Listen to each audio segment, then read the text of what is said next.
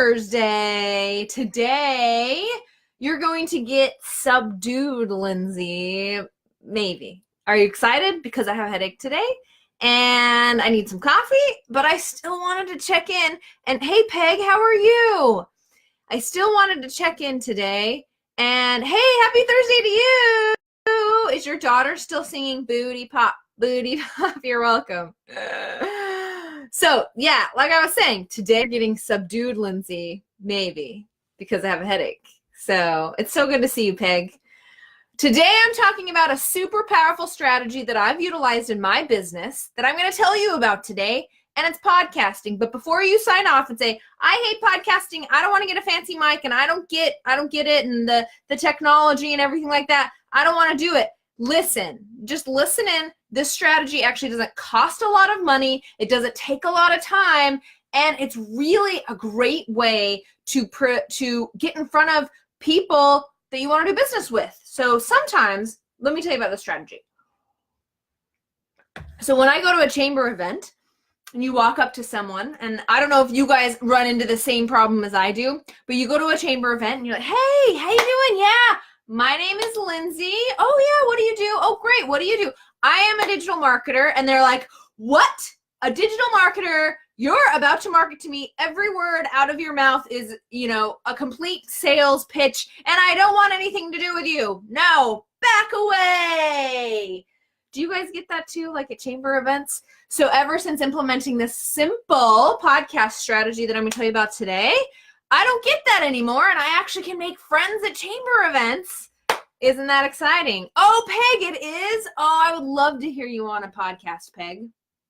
So I have two podcasts. The first one is the Traffic and Leads podcast, which I've been running for, 3 or 4 years, and I will do some solo episodes, but I also interview a lot of guests on there. Some of the top dogs in digital marketing I've interviewed on there. Amazing, amazing people. And the reason why I host that podcast, I do get a fair amount of clients from that podcast. And any client I do get from that podcast, they're already hook, line, and sinker sold because they hear me every week and they trust me. Can you believe it? Yeah, they totally do. So I do that podcast for that reason, but it also keeps my mind fresh. I get to meet some of the influencers that would never talk to me otherwise, right?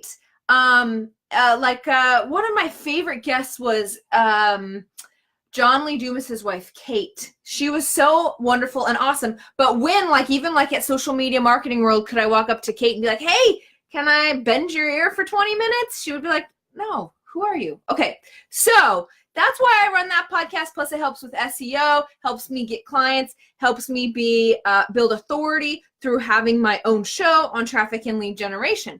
But I also have another podcast that I'm guessing you guys have never heard. Why? Because no one's ever really heard it, really, because I don't do it for that. In fact, I looked at the stats for this training, and I think maybe, I'm going to be embarrassed, maybe 30 people a week listen to that podcast. Why? Why waste your time if only 30 people a week are listening? I'm going to tell you, and I think you guys should absolutely do this.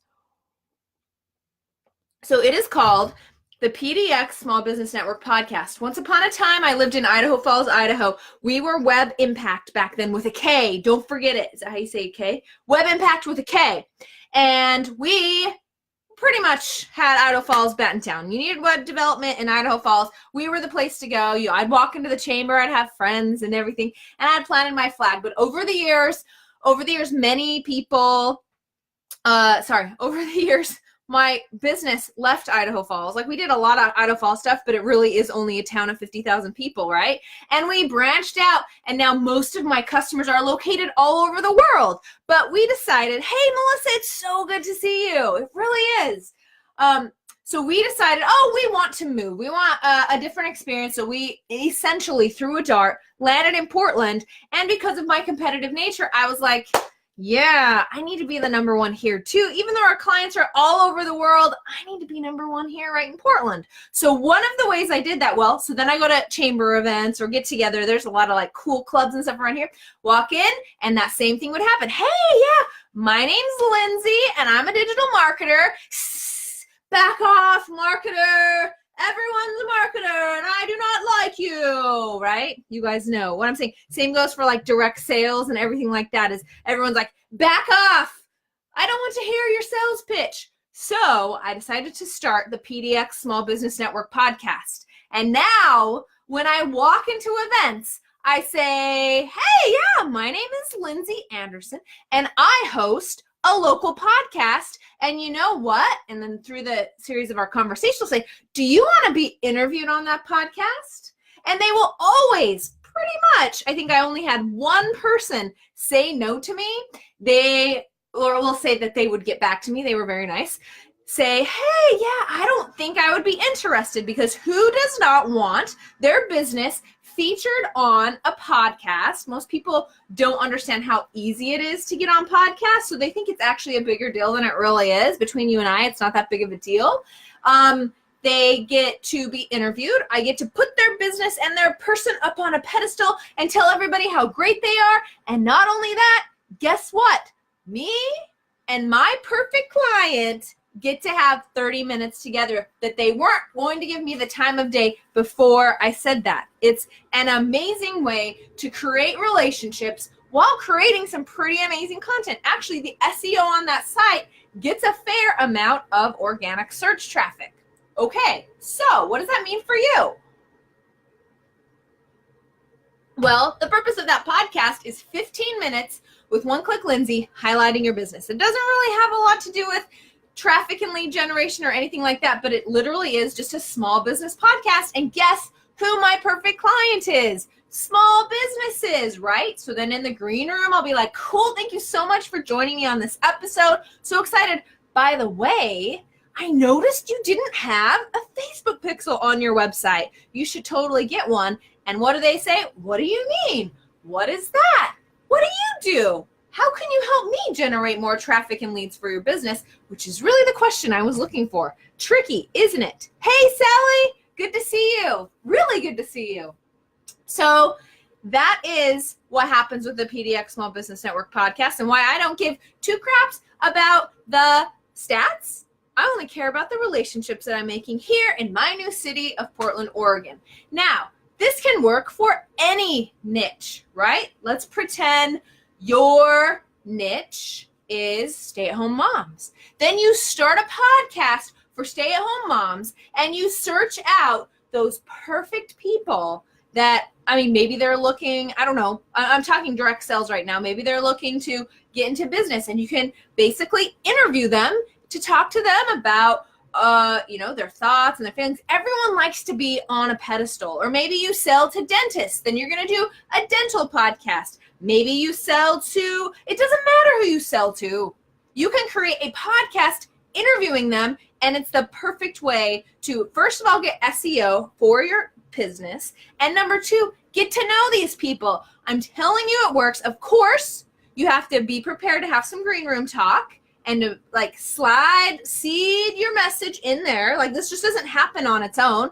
And in the follow-up emails, when the podcast is finally produced, then you send some emails about, hey, maybe we should get together, these kind of things, because now you are friends. And even if you just use this as a way to not make those chamber events super, like, you're a marketer, get away from me, I'm telling you, it changed my whole experience going to small business chamber events. I'm telling you, it works and it's great. Now, if you don't want to be all fancy and have like podcast art and get a fancy microphone and stuff like that, another really cool thing that you can do to feature small businesses is you can do a Facebook Live. Although I will warn you, most small business owners will be too shy to get on Facebook Live, but it is something you can try, is doing a live interview just on Facebook Live. The same thing would work. It's just simply giving people a platform to try to allow them to broadcast their business or their interests, or at least creating a conversation with you. So you guys can go check out the PDX Small Business Network podcast website. You can definitely get a feel for what I'm doing. Don't ruin my stats, though. I only want 30 people a month listening to that podcast. The other thing I do on that website is I create some top 10 lists. So like top 10 chiropractors in Portland, top 10 this and that, because everybody likes top 10 lists That draws a lot of search engine traffic as well. And then I go out to those dentists. Hey, did you know I'm sending over 1,000 people a month to your small business website? Yeah, we should talk about how great I am. So there's a lot of really creative ways that you guys can do. You could also even blog. If you don't want a podcast, you could totally create a blog for whatever your niche is and invite people to be interviewed for your blog. If you're more of a writer than a speaker, if you're more of a videoer than a podcaster.